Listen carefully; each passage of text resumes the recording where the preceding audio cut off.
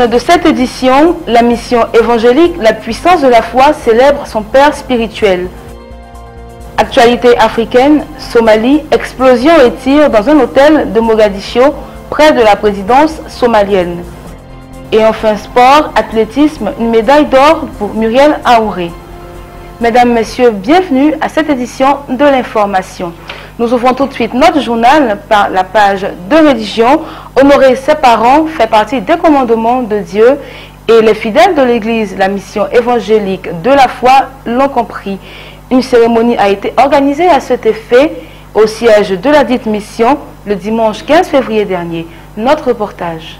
Les fidèles de la Mirée, mission internationale de réveil et d'évangélisation dirigée par l'apôtre Nguessan Paul, 6 dans la commune de Cocody-Angré, ont communié avec le Saint-Esprit ce dimanche 22 février 2015 à travers un culte spécial qui marquait la convention de la dite mission et l'apothéose de 21 jours de jeûne.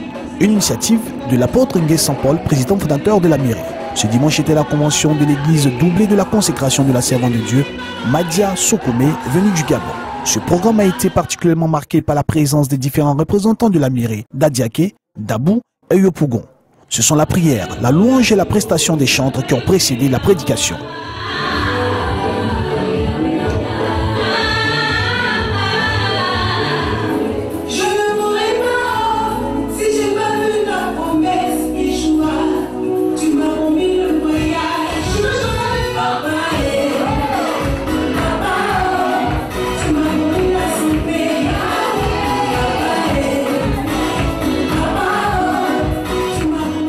Après ces différentes articulations, le père de la maison, l'apôtre Nguessan Paul, président fondateur de la Mirée, a instruit le peuple sur l'esprit du lion. Un message s'appuyant sur Juge, chapitre 13, et qui a pour objectif de réveiller le lion en toi. On a été assez agneau. Franchement, agneau jusqu'à finalement, on peut faire sacrifice à matin. Je refuse que tu sois toujours agneau. Il faudrait que tu reviennes de l'autre côté et corriges les autres. Parce que quelqu'un m'a dit à même que je parle un peu.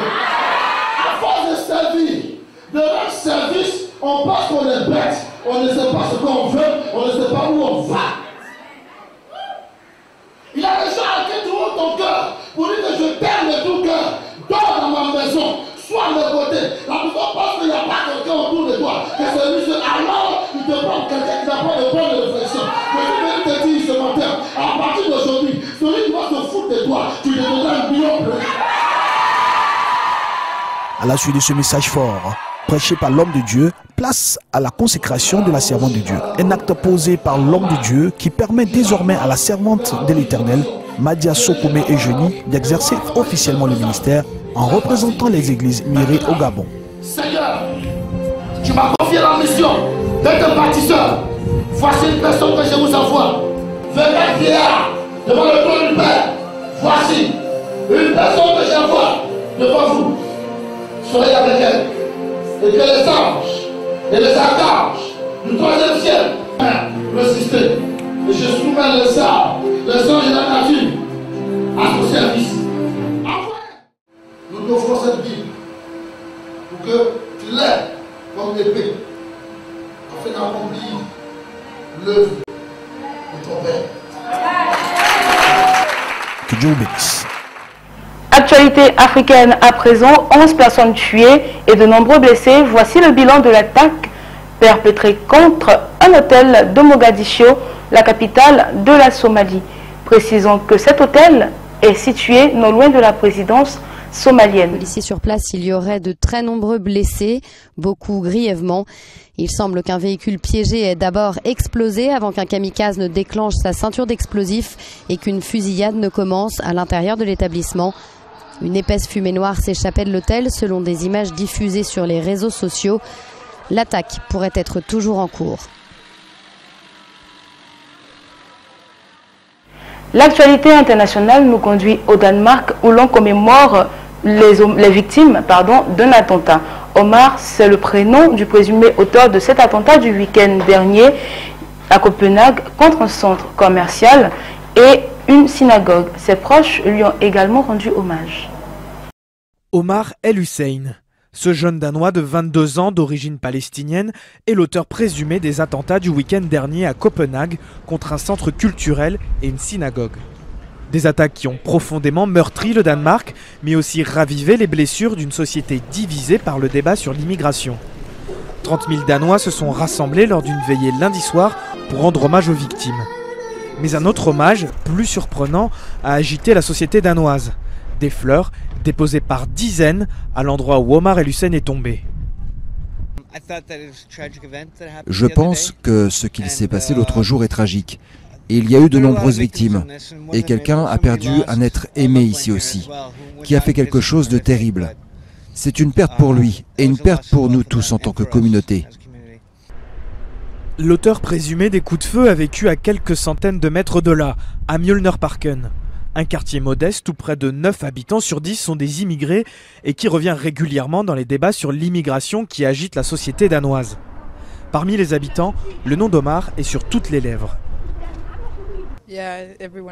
Oui, tout le monde parle de cela. J'ai entendu ses amis en parler et ils sont très surpris. Ils sont très choqués. Devenu le centre d'attention de tous les médias, amis et voisins d'Omar évitent les caméras. Tout juste évoque-t-il un mec génial qui aurait fait les mauvais choix. Et parmi la communauté musulmane, qui représente 4% de la population danoise, beaucoup se sentent de plus en plus pointés du doigt. Les gens deviennent un peu tendus et ont peur les uns des autres. Il y a des musulmans qui ont fait part de leur nervosité. Ils craignent que désormais, au Danemark, on ne leur sourit plus.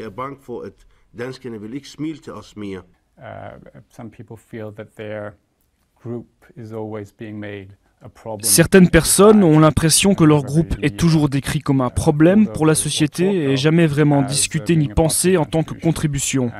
Je pense que cela, dans une certaine mesure, mène au désespoir et, dans une certaine mesure, à la colère.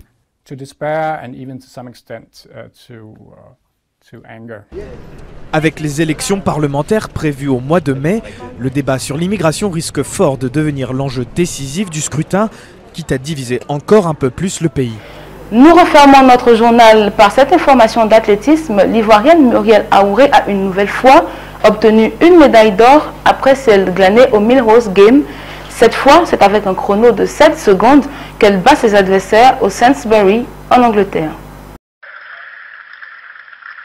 This is the final of the women's 60 meters. Michelle Aouré tops world rankings this year with 7.05.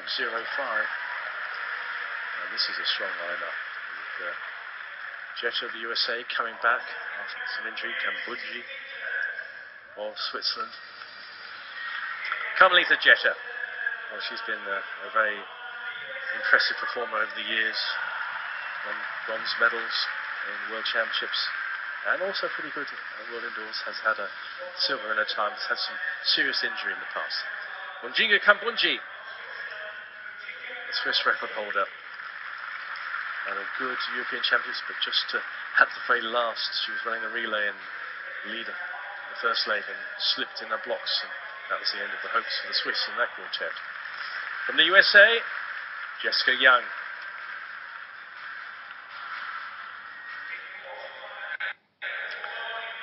This is a very impressive sprinter this season from Trinidad and Tobago, Michelle Lee Ayi.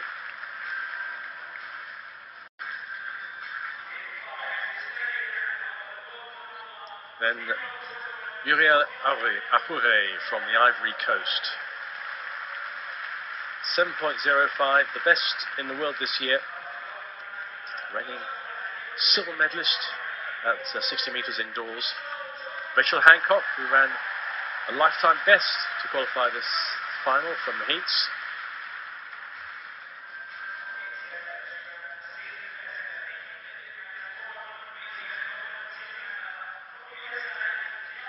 Diana Bartoletta from the USA. What a career she's had. She's had a world long jump title, and that was 2005.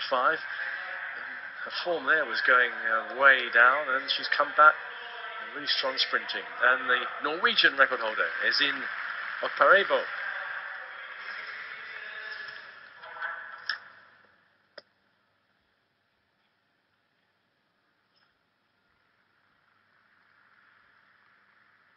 So the women's 60 meters.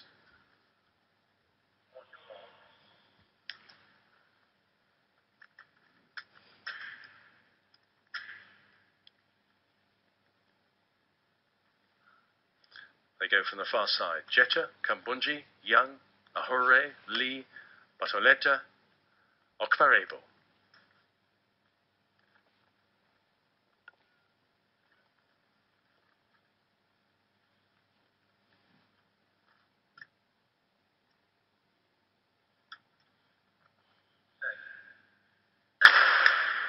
Way first time. And good start by Ahore. This is her trademark, and she's leaving them for dead. Michelle Ahore, Mulia Ahore has won that very handsomely indeed. Unofficial winning time 7.00. Ahore. She's a really fast starter, and if you're going to win things indoors at 60 meters, that's a prime ability. Michali Aye from Trinidad and Tobago, some way down, although she has been running well this season, but Ahore certainly looking very good. There she goes in lane 5, and she's got this race sewn up. Kambunji of Switzerland having a good one. Lee is coming through strongly, but so too is Bartoletta. Bartoletta in second from Lee. So they go Muriel Ahore, Tiana Bartoletta, and Michelle Lee Ayi.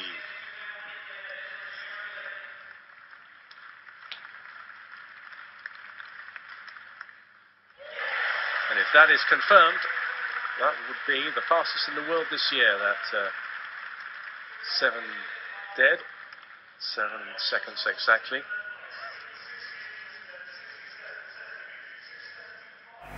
Mesdames, Messieurs, merci de nous avoir suivis. Restez connectés à Béni TV, votre chaîne préférée.